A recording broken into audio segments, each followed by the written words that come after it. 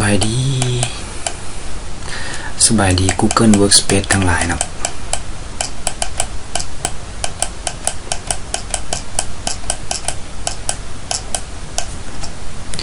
โอเคเนาะมื้อนี้เฮามาสืบต่อตัว Google Workspace ต่อเนาะเกี่ยวกับสุดซีรีส์ตัวนี้เนาะจะมีอยู่ประมาณ12บทพุ่นเนาะเกี่ยวกับ Google Workspace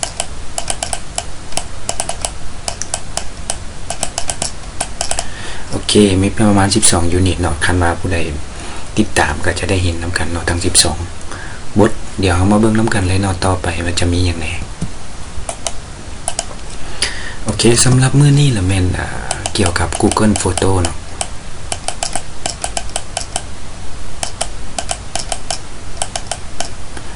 แล้ว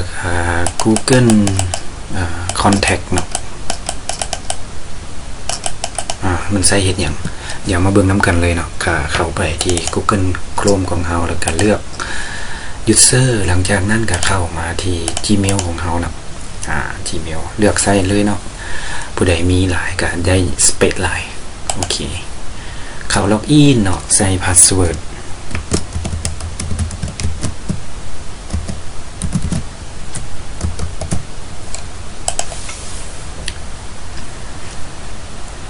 โอเคหลังจากล็อกอินใส่พาสเวิร์ดเนาะตัวนี้เป็นบทเรียนที่ผ่านมาเนาะผู้ใดสามารถกลับเข้าไปเบิ่งคืนได้เกี่ยวกับ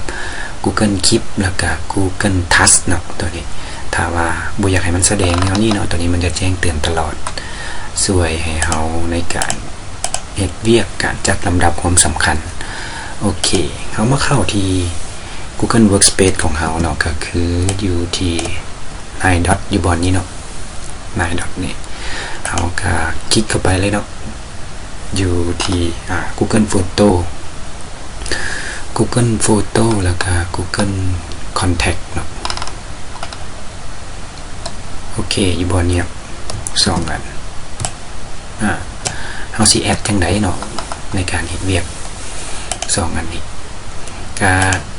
ก่อนอื่นก็เข้า Google Photo กันเนาะ Google Photo นี่มันจะไปซิ่งกับโทรศัพท์ของเฮาเนาะก็คือเวลาเฮาถ่ายรูปถ่ายอย่างต่างๆเนาะมันจะซิ่งเข้ามาที่Google Photo ของเฮาเนาะกับปริมาณที่ว่าเฮาได้เนาะเรียกว่า capacity ของมันนี่กันอยู่15กิกเนาะฉะนั้นมันจะลดปริมาณคุณภาพลงเนาะมื้อนี้เฮามาเบิ่งวิธีตกแต่งวิธีผูกแล้วก็วิธีจัดการเนาะเกี่ยวกับ Google Photo ก่อนอื่นเบิดก็แม่นเฮาอยากอัปโหลดเนาะแบบว่าผู้ใดซ้ำใช้คอมเนาะถ้าว่าใช้โทรศัพท์เนาะเฮา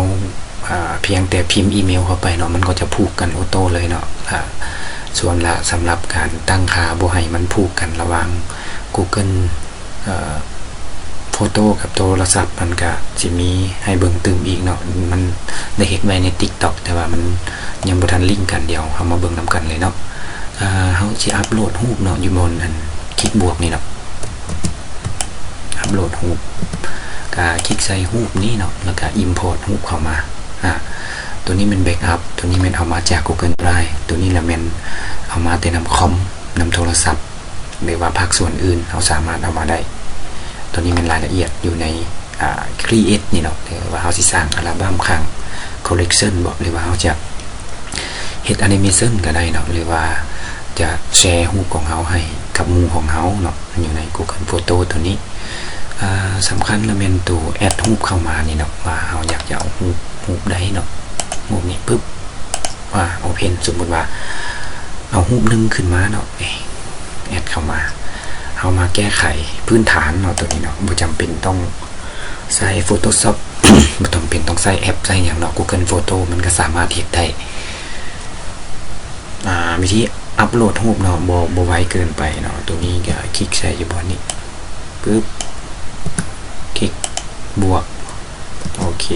จากนั้นก็มาที่ import photo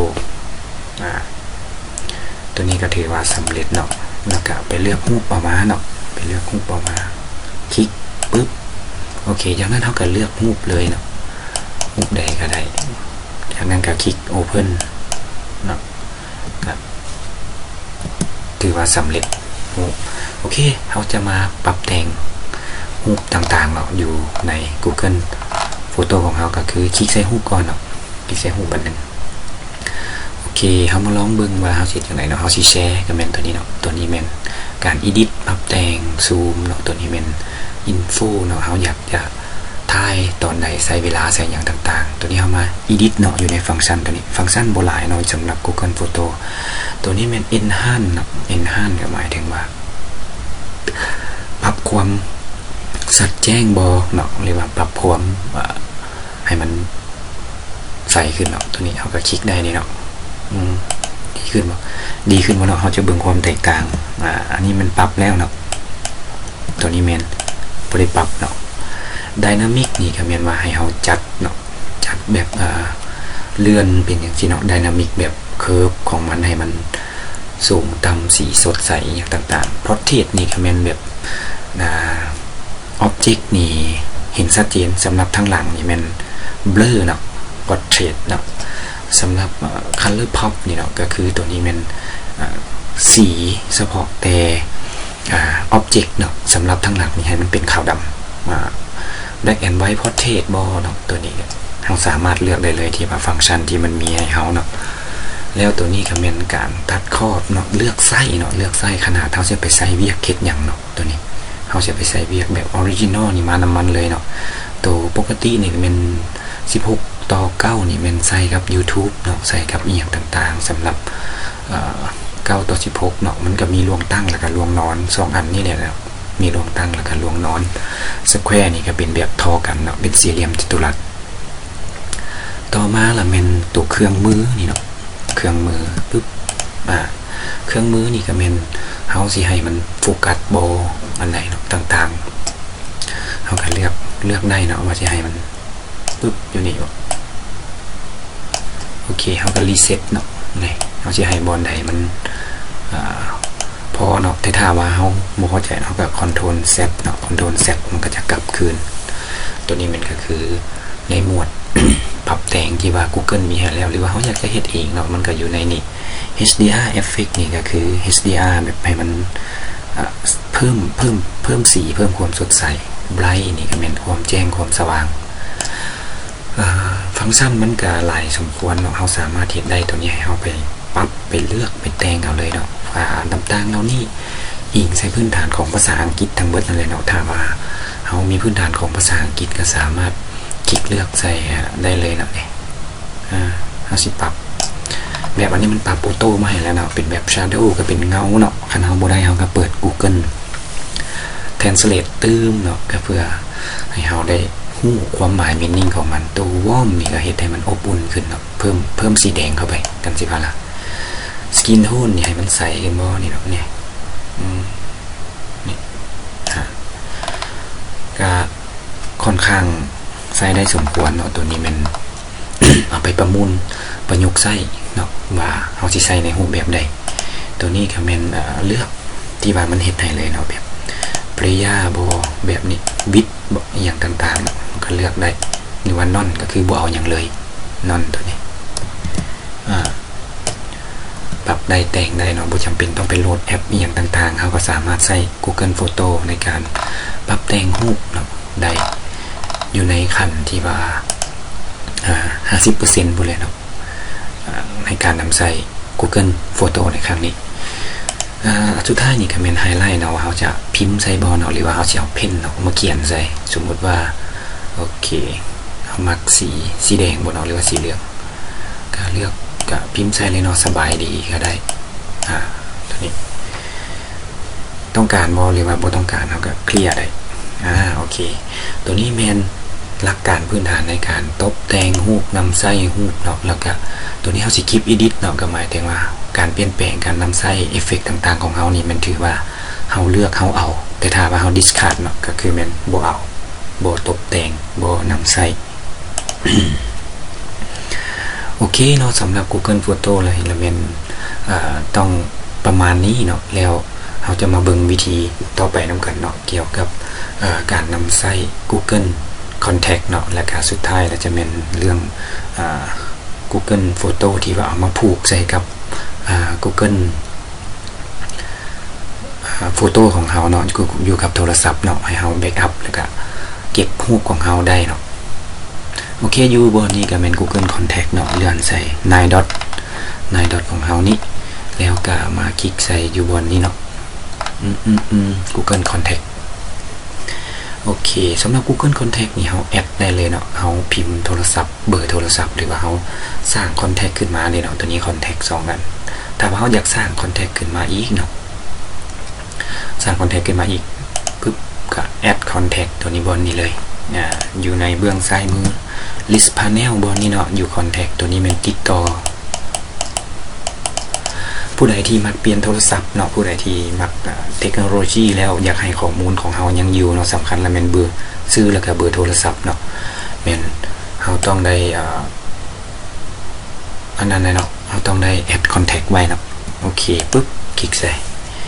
หลังจากนั้นก็เลือก Add Contact เนาะโอเคเฮาก็ใส่ชื่อใส่อย่างต่างๆเนาะแอดเติมได้ตัวนี้เป็นเบอร์โทรตัวนี้เบอร์โทรเฮาอยู่ประเทศใดเนาะเฮาก็ใส่ประเทศนั้น Add Label เนาะก็คือแบบจัดกลุ่มว่าเบียกเบอร์โทรกลุ่มคนเหล่านี้นี่อยู่ใส่เนาะเฮาก็สามารถจัดกลุ่มได้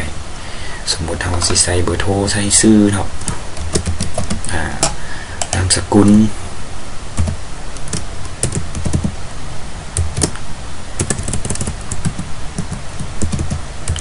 ชื่อนามสกุลบริษัทเบียกบอกอีเมลอีหยังเฮาก็ใส่เติมตัวนี้ได้แล้วก็แอดเมลแอดรูปเพิ่มสถานที่ได้ตัวนี้เป็น Google Contact มันบวกมาเพิ่มเนาะถ้าว่าเฮาแอดอีเมลใส่โทรศัพท์ของเฮามันก็สามารถเข้าได้เลยโอเคตัวนี้แมนบวกให้2อันเนาะมีGoogle Photo เนาะแล้วก็ Google Contact เดี๋ยวอาจารย์จะเปิดคลิปวิดีโอตัวที่ว่าผูกGoogle Photo กับ Google Contact อย่างไว้นำกันเลยเนาะว่ามันจะมีความสะดวกสบายแนวใดแล้วก็เฮ็ดวิธีใดเฮารูปของเฮาจะบ่ได้เสียหายแล้วก็อดีตความทรงจำของเฮานี่สำคัญเนาะถ้าว่าเฮาเก็บไว้เป็นระเบียบรักษาดีเนาะเวลาผ่านไปสำใดเฮาก็ยังเก็บไว้ได้คือเก่าโอเคมาเดี๋ยวมาเบิ่งนำกันเนาะโอเคเนาะอาจารย์ได้เปิดTikTok เนาะเพราะว่ามันโหลดมาในแอปในคลิปนี่เนาะมันบ่เข้ากันเดี๋ยวเฮามาเบิ่งวิธีนำกันเลยเนาะเกี่ยวกับการแอด Google Photo แล้วก็มาผูกนำกันไว้เนาะสำหรับคลิปนี้เฮามาเบิ่งวิธีการตั้งค่า Google เนาะเพื่อGoogle Photo ของเฮาบ่ให้มันเต็มสังเกตว่า Gmail ของเฮาเนาะถ้าว่าเฮาไปซิ่งรูปใส่กับ Gmail ของเราแล้วมันจะเฮ็ดให้อัน Gmail ของเราเต็มเนาะจะใช้เวลาอยู่ประมาณเพียงแต่ครึ่งปีหรือว่าปีนึงเท่านั้นเราก็เฮ็ดให้อัน Gmail ของเราเต็มเฮ็ดให้เราต้องไปซื้อเนาะมันแม่นเขาซิ่งวิดีโอแล้วก็ซิ่งอย่างต่างๆใส่กับ Google Photo เดี๋ยวมาเบิ่งนำกันเลยเนาะวิธีปิดGoogle Photo บ่ให้ซิ่งกับGmailพี่น้องเข้ามาหน้าต่างของโทรศัพท์ของเราเลยเนาะหน้าต่างของโทรศัพท์ของเราแล้วเขาจะเห็นอยู่แอปแกลเลอรี่บนนี้เนาะปึ๊บเลือกใส่แล้วเขาจะเห็นบรรดาแอปของ Google ทั้งเบิดนี่เลยเนาะแล้วเรามาเลือกใส่อยู่บนว่า Google Photo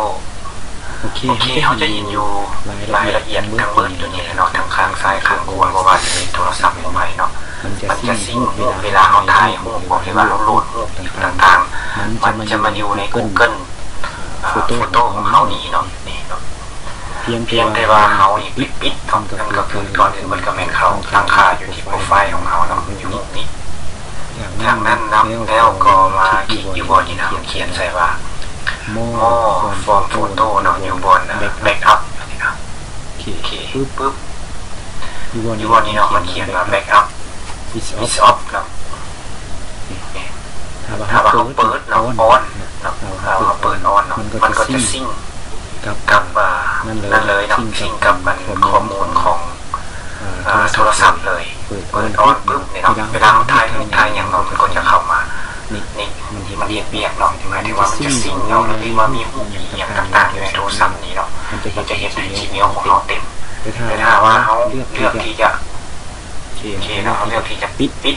เนาะก็คือใส่รูปนั้นเนาะจากนั้นเขากับโนเบกอัพเนาะเดือนมาปุ๊บ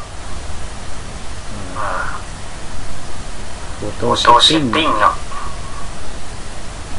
แล้วเขากับเบกอัพเนาะนี่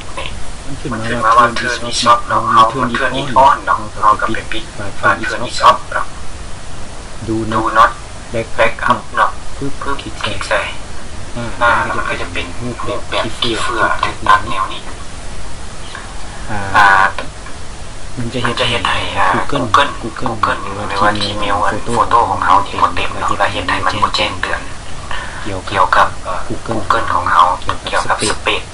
หรือว่าพื้นที่ของ Google Photo ถ้าว่าคลิปนี้มีประโยชน์ก็ฝากกดไลค์กดแชร์กดเชียร์คลิปนี้ไว้เบิ่งเถอะนะเนาะเพื่อว่าเขาจะได้รู้วิธีตั้งค่าต่างๆเห็นให้โทรศัพท์เฮามันบ่เต็มไว้บ่คอยมีปัญหาในการซ้ำไส้ต่างๆเนาะแล้วมันก็จะใช้ได้โดนขึ้นสำหรับคลิปนี้ก็ขอบใจโอเคเนาะตัวนี้มันถือว่าสำเร็จเนาะเกี่ยวกับการผูกสำหรับคลิปนี้เรามาเบิ่งวิธีการตั้งค่า Google เนาะอันนี้เป็นช่อง TikTok เนาะอันนี้เป็นช่อง TikTok นะเฮ็ดแบบคลิปสั้นๆในการ